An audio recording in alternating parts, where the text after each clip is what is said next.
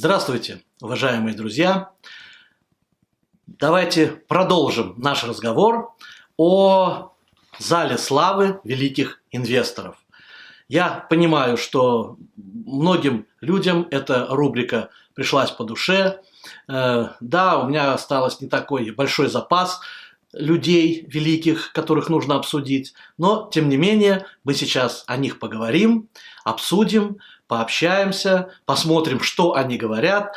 И я после того, когда я завершу, у меня еще 2 раза осталось обсудить тот запас людей, о которых мы с вами говорим.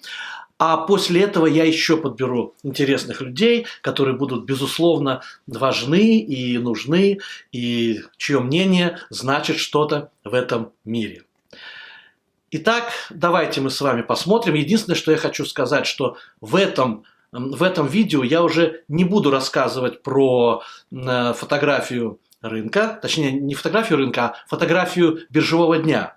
Потому что это не очень удобно и не очень оперативно получается, нет гибкости, но фотография дня никуда не денется. Она будет выходить отдельной короткой рубрикой, буквально короткое видео будет выходить в середине недели. Либо вторник, среда, либо четверг, в зависимости от того, как развивается ситуация на рынке. Если что-то серьезное, буду оперативно сразу же выходить, выкладывать, может быть, даже не 1 раз, может быть, даже 2 раза в течение недели. И по субботам, естественно, общий такой обзор недели, биржевой недели. Таким образом, мы будем оперативно видеть, что происходит на рынке. А сейчас давайте вернемся к нашим великим инвесторам и обсудим, что они делали, а кое-кто и до сих пор делает, и посмотрим, как они это делали и что они говорят о своей работе, о своем великом и нелегком труде. Давайте смотреть. Итак, продолжаем. Смотрим. Первый наш великий инвестор, очень всем известный, который оставил уже след в истории и оставил след в Восточной Европе. И фамилия, и имя его Джордж Сорос. Наверное, вы слышали многие о нем, и поэтому мы сейчас вкратце о нем поговорим, а может быть, когда-то в будущем и подробно разберем, что он делает и как он делает.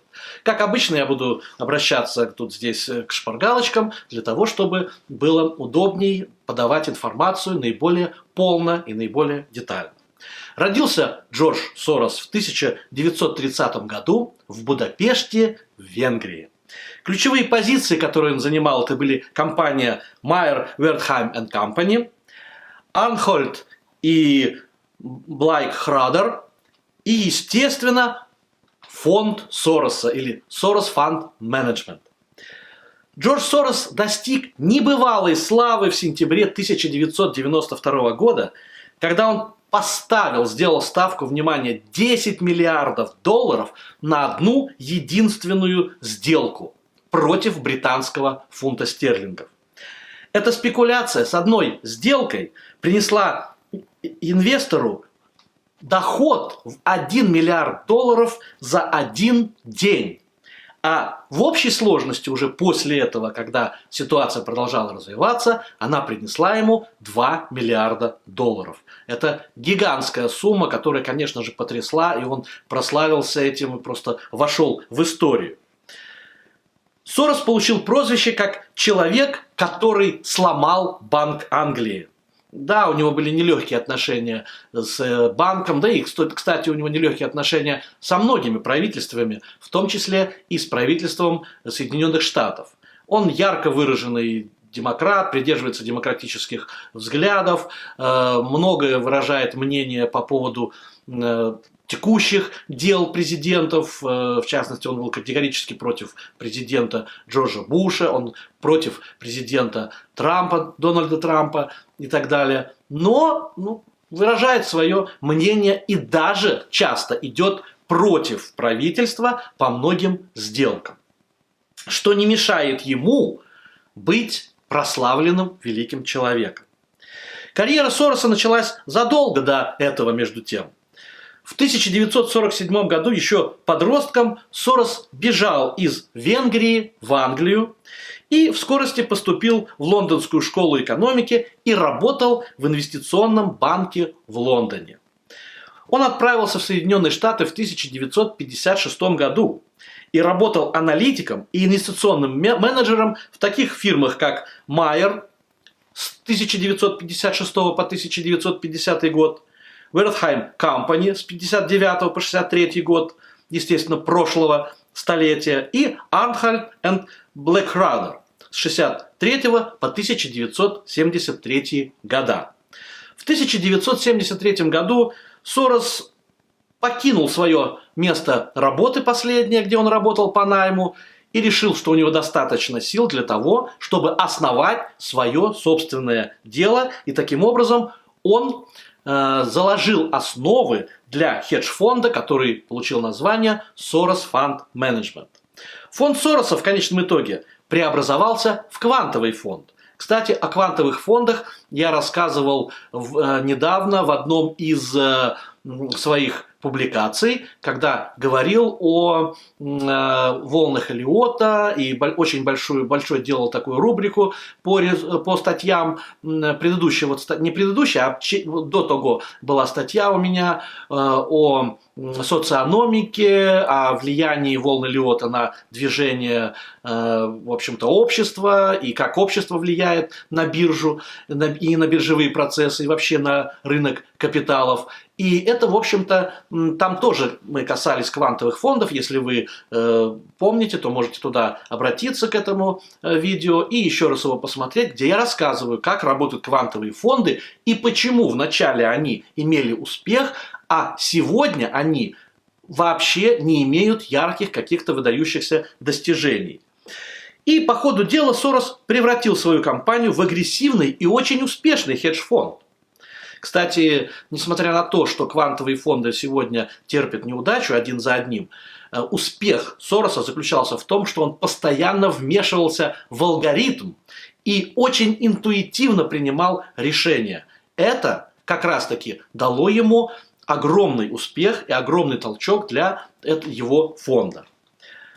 Фонд Сороса приносил среднюю годовую доходность более 30% в год. В двух отдельных случаях фонд Сороса показал прибыль более чем 100%. Ну, естественно, не пытайтесь повторить, знаете, как в рекламах говорят, не пытайтесь повторить то, что вам показывают, потому что методология и инвестиционная стратегия Сороса крайне сложная. Он очень много делает по собственной интуиции, по собственному принятию решений. И поэтому повторить его практически невозможно. И даже, кроме, может быть, среди вас, конечно, есть гениальные люди, можете попробовать, но рядовым людям я бы не рекомендовал его копировать. Начиная с конца 80-х годов прошлого столетия, добившись небывалого успеха, который сделал его одним из самых богатых людей на планете, Сорос постепенно отказался от своего повседневного контроля над своим фондом и вместо этого сосредоточил свои силы на благотворительной деятельности, используя свой фонд открытого общества. И его благотворительная деятельность, она видна, вы помните, что он и в России тоже работал, пока его, в общем-то, не изгнали почему-то, и во многих других странах, которые меняли свой курс от социалистического на капиталистический, он очень много помогал. И очень много помогает молодым людям, которые начинают свою жизнь, им нужно учиться, им нужна стипендия, он очень серьезно им помогал. Наряду с этими благотворительными проектами Сорос все активнее начинает проявлять себя в политической сфере и политической деятельности. Он много говорил и писал о своем взгляде на США, его позиции в мировых делах, правах человека, политической свободе и образовании. И не только говорил, он много делал, финансировал, как и политических деятелей, подключался к кампаниям по выбору президентов либо иных политических деятелей в Конгресс и на другие ведущие посты. И очень много помогал молодым людям, как мы уже упоминали, в области получения хорошего, качественного образования, особенно в тех странах, которые вышли из социалистического лагеря. Он является активным сторонником демократических политических кампаний, как мы уже отмечали. Инвестиционная философия. Сорос обладает уникальной способностью сочетать широкие региональные и глобальные экономические тенденции с высоко детализированными стратегиями с использованием заемных средств как в облигациях, так и в валютах. Ну, когда мы говорим про заемные средства, мы имеем в виду, конечно же, использование плеча или leverage. То есть, когда человек, в общем-то, вы уже поняли, что он работал на рынке Форекс, да, работал в основном с валютами, и когда работаешь с валютами, то разрешается использовать заемные средства или маржинальные так называемые кредиты, которые создают большое плечо, и за счет этих больших плечевых средств удается делать очень большие крупные ставки. А когда имеешь, допустим, как у него 10 миллиардов, то, конечно же, можно сделать ставку на 40, на 50 и более миллиардов долларов, что создает сразу же очень хорошую возможность для прибыли. Сорос действовал как краткосрочный спекулянт, да, то есть он не был долгосрочным инвестором, и обычно делал крупные ставки на прогнозы, как будут развиваться финансовые рынки. Он убежден, что финансовые рынки, как правило, хаотичны и зависят от профессиональных и любительских трейдеров, а также от всех тех, кто покупает либо что-то продает на финансовых рынках. Использование Соросом человеческих, эмоциональных способностей влиять на мнение и инвестиционные решения других – это то, к чему Сорос давно стремился. И мы очень часто говорили, кстати, когда мы изучали и социономику, мы отмечали, что именно психологический фактор каждого человека, он способен повлиять на движение на рынке. Это очень важно. Мы часто об этом повторяем. Все эти факторы: страх и жадность, и там надежда и так далее, и так далее. Это очень тоже важный момент. Хотя он обычно следовал тенденциям инвестирования, он всегда искал способы выделиться из толпы, да, или из биржевого такого окружения. И это были его самые большие достижения, вследствие чего он добился небывало высоких прибылей.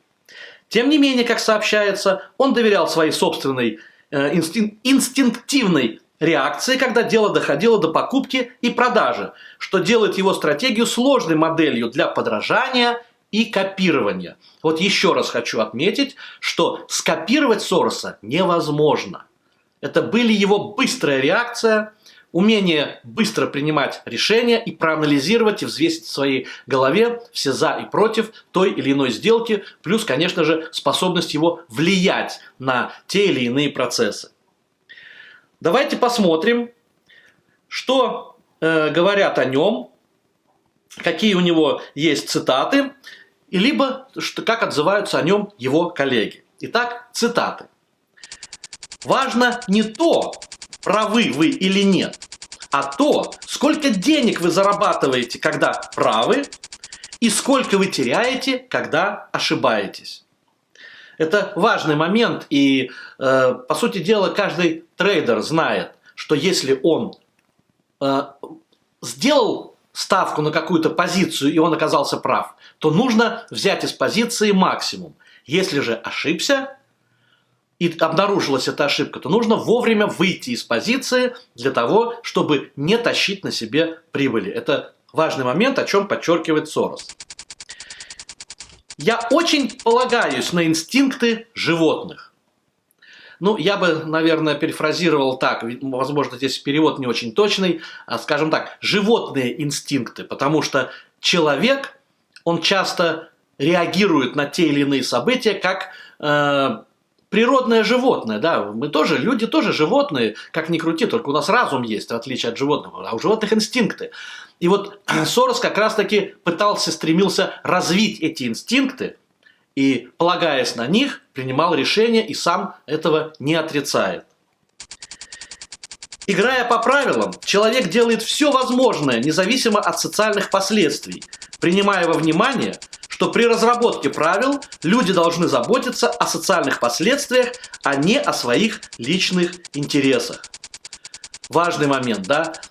И я тоже считаю, вот посмотрите, практически все великие люди, не обязательно великие инвесторы, а просто крупные бизнесмены, там, знаменитости, начиная, допустим, известный магнат сталелитейный Эрнст Карнеги, не путать с Дейлом Карнеги, который был психологом таким, или руководитель Microsoft, Билл Гейтс, и множество других, там Уоррен Баффет, они все уделяют огромное внимание благотворительности, огромное внимание тому, как укрепить общество, как сделать его членов образованными, чтобы это были настоящие, серьезные люди, приносящие пользу обществу в целом. Это важно, это очень-очень важно, и это люди, они как раз-таки не паразиты, и они понимают свою социальную значимость в процессе развития общества. Джордж открыл все наши мысли для макроэкономической теории, и он сделал из нас глобалистов, заставив нас понять возможность геополитических событий для экономики США. Так говорил крупный специалист Байрон Вена из компании Морган Стэнли. То есть его оценивали не только окружение, не только коллеги-трейдеры, либо коллеги-инвесторы, но его все люди отзывались о нем достаточно тепло, как о великом, серьезном человеке. Давайте и мы тоже отдадим дань этому человеку и будем понимать, что это действительно большой человек с крупной начинающей буквы этого слова. Да? Поэтому и будем о нем так вот всегда и говорить, и понимать его значимость.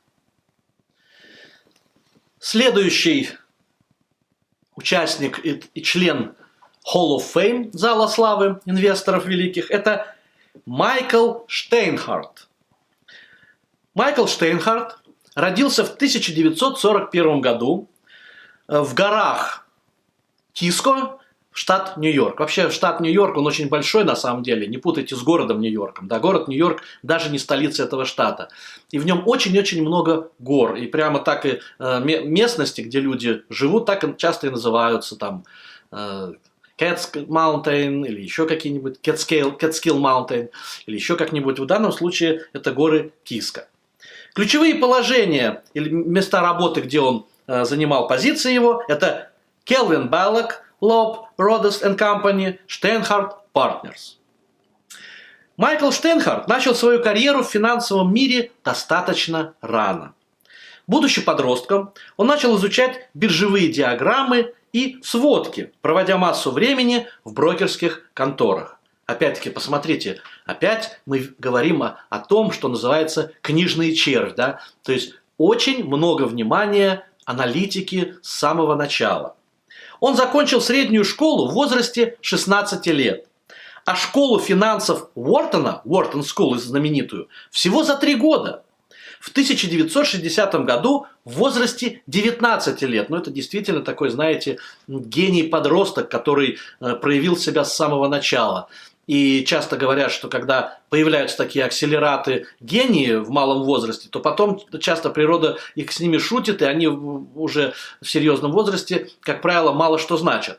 Это исключение. Это действительно человек, который всю жизнь показывал свою гениальность в плане образования, в плане знаний и всего остального. Самые первые достижения Штейнхарт занимал в области исследований и аналитики в паевом фонде Келвин Баллок, а затем в брокерской фирме Loeb, Rhodes and Company.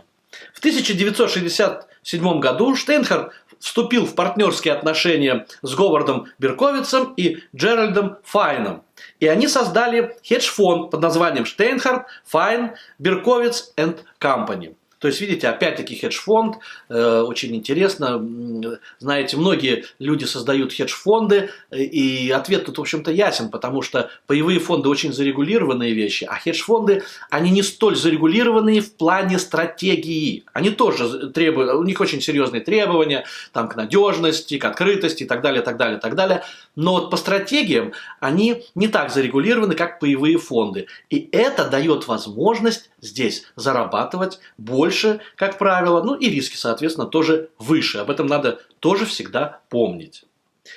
Штейнхарт руководил фирмой, реализуя стремление определить макроэкономические тенденции и движения, чтобы правильно вычислить стратегию торговли ценными бумагами. В 1979 году Берковиц и Файн оставили это партнерство, и компания была переименована в Steinhardt Partners. Просто одно слово Steinhardt и все. Steinhardt Partners держит рекорд доходности, который остается одним из лучших на Уолл-стрит до сих пор. В течение 28-летнего периода он составлял 24% с учетом сложного процента среднегодового дохода. Это вот еще раз подчеркну, что сложный процент – это не процент, когда вот каждый год, там, допустим, заработал в году каком-то, там, допустим, 10%, то когда в следующем году еще 10%, то за 2 года получается на самом деле больше усредненная цифра. То есть она получается не там 10 и 10 в общей сложности 20, а получается где-то порядка 22-23%, то есть если мы разделим, получается 11%. И чем дольше период успеха, тем, соответственно, средняя доходность по сложному проценту, она выше. Вот здесь так и подсчитано. Сам Steinhardt был известен тем, что инвестировал в широкий спектр инструментов, что сделало его одним из самых универсальных инвесторов его поколения. Steinhardt закрыл свой фонд в 1995 году, когда последний год работы принес доходность 21%. Но предпоследний год, в 1994 году, был не таким успешным для него. И он потерял в фонде 30% в результате изменения процентных ставок. Да? Вы знаете, что Федеральный резерв поднимает либо повышает учетные ставки, и вот когда они понижаются либо повышаются, в зависимости от стратегии это может ударить очень серьезно по фонду, либо в лучшую, либо в худшую сторону. Ну вот в предпоследний год своей работы фонд Штейнхарта реализовывал стратегию, очевидно, не совсем правильно выбранную, и он потерял 30% своего капитала. За прошедшее время Штейнхарт стал одним из самых выдающихся филантропов на северо-востоке США, сделав значительные пожертвования Нью-Йоркскому университету, университету Брандейса и университету Пенсильвании. То есть, опять-таки, видите, он тоже занимался благотворительностью и помогал молодым людям становиться образованными для того, чтобы общество получало квалифицированных специалистов. Какова же его инвестиционная философия? Штейнхарт придерживался долгосрочной перспективы. Вот опять-таки мы опять говорим, у нас из краткосрочных инвесторов только оказался пока что Джордж Сорос, а все остальные в долгосрок. И это очень-очень важно. Но инвестировал на основе краткосрочных стратегий, то есть долгосрочная перспектива и краткосрочные сделки. Он использовал широкий спектр ценных бумаг, используя акции, облигации, длинные и короткие опционы, да, то, что очень важно, валюты и так далее. То есть был очень-очень разнообразен по подходу и выбору активов. Он сосредотачивался на действиях по распределению макроэкономических активов. Опять-таки, очень хорошая диверсификация. То есть он, несмотря на то, что он брал краткосрочные стратегии, но он диверсифицировался, создавая долгосрочный портфель в итоге, что очень важно.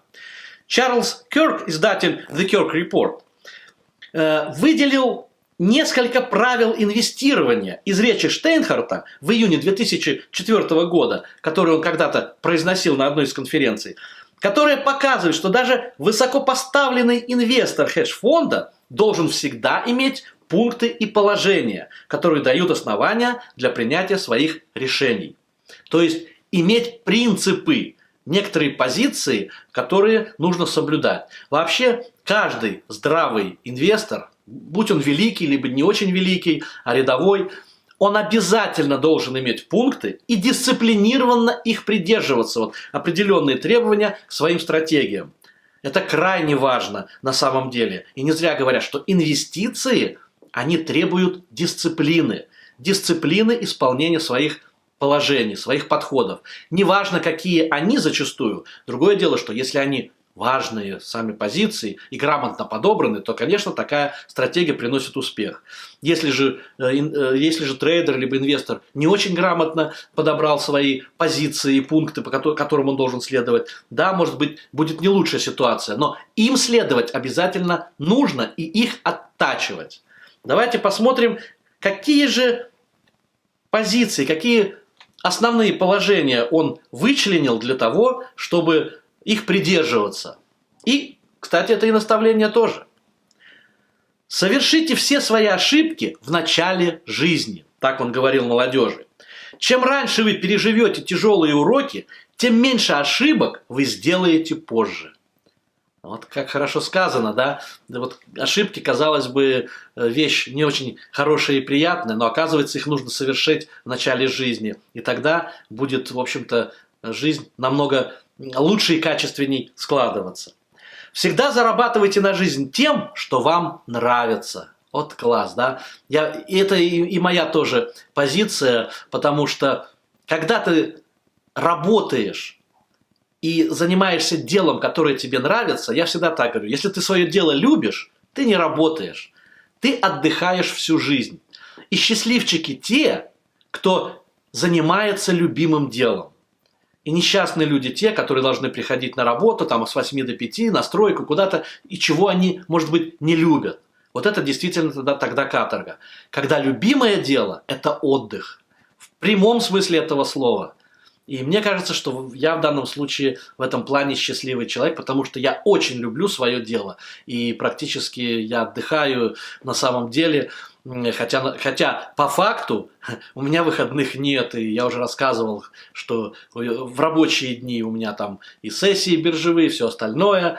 А в выходные аналитика, аналитика и аналитика. Но мне это очень нравится. И поэтому, занимаясь аналитикой, я вроде как бы и отдыхаю. Будьте интеллектуально конкурентоспособны. Это о чем говорит? Это говорит о том, что надо постоянно учиться, о чем я уже неоднократно упоминал в своих других видеоматериалах.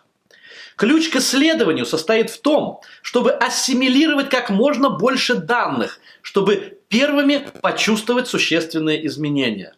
Да, то есть изучать, опять-таки, как книжные черви, изучать и анализировать, и почувствовать, вот они изменения. Это очень крайне важно, и мы этим тоже занимаемся.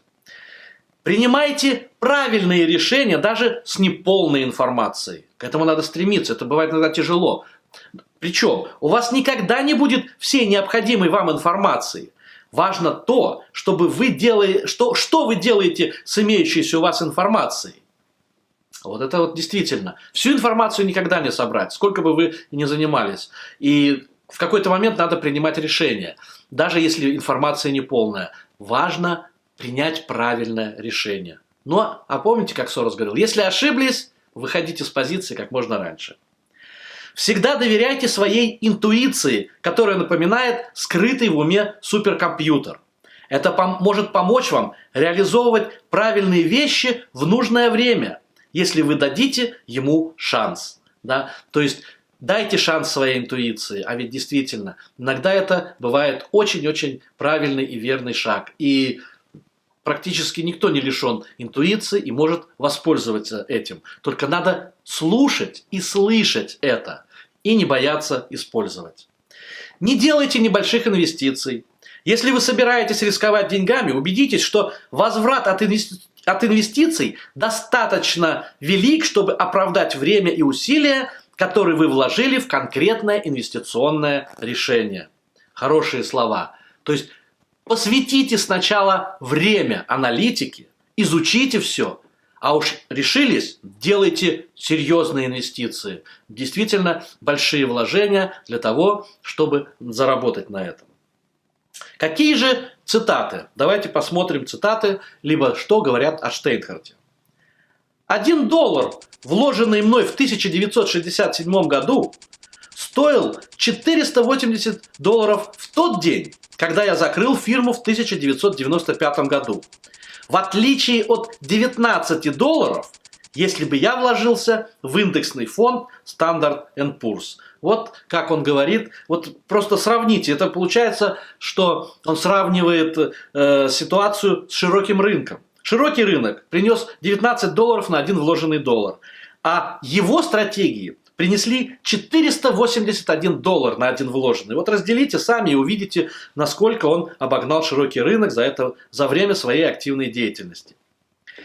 Я всегда использовал фундаментальные основы, но факт в том, что часто мои инвестиции были краткосрочными. Вот опять-таки это человек, который уделял время фундаментальному анализу, но использовал краткосрочные стратегии. Что, в общем-то, ни хорошо, ни плохо. Это просто его стратегия, его принципы, подходы для инвестирования. Я совершаю огромное количество торговых операций. Причем не обязательно только с целью получения прибыли, но и потому, что это открывает новые возможности. У меня есть возможность почувствовать разнообразие запахов. Торговля – это катализатор. Неплохо сказано, опять-таки речь идет об интуиции, о том, как чувствовать рынок. Я частенько говорю, что рынок – это живой организм. И на него нужно смотреть, не знаю, иногда как на женщину, иногда как на разъяренного мужчину. Ну, кто-то смотрит как на быка, кто-то на овцу, кто-то на медведя. Но вот я предпочитаю это как живой организм, как живой человек. С ним нужно общаться, уважать его и относиться к нему трепетно и осторожно. Каким-то образом в бизнесе торговли ценными бумагами, который столь эфемерный, идея возвращаться домой каждый день с мыслью, что я опять получил прибыль, меня радует больше всего. Но вот видите, и эмоциональный окрас есть тоже и у Штейнхарта, потому что он радуется, когда получает прибыль. И, как правило, такие люди, они радуются не размеру прибыли, они радуются факту самой прибыли. Это очень важно. Люди, которые работают с большими деньгами, для них нет понятия жадность к самим деньгам. Для них есть понятие успех. И Штейнхарт это подтверждает этими словами, что тоже очень важно. Дорогие друзья, вот мы узнали о еще двух великих инвесторах. Я третьего сегодня говорить не буду, чтобы не делать очень длинные видео. Да и осталось у меня только два, в общем-то, на будущее два участника зала славы, о которых мы с вами поговорим в следующий очередной обзор того, что у нас происходит с залом славы. Как я уже говорил, мы не будем сегодня смотреть на биржу, а это будет отдельный ролик. Я эту идею не бросаю, вы не беспокойтесь. Вот, это будет отдельная фотография биржевого дня в виде отдельного видеоматериала. А сейчас я хочу с вами попрощаться, сказать вам всего самого наилучшего и, как обычно, пожелать любви, счастья, радости. Не тратьте эмоции на деньги и на биржу. Тратьте эмоции на отношения друг к другу, на любовь, на то, чтобы заботиться друг о друге и создавать хороший уровень качества жизни. До свидания и всего вам самого наилучшего.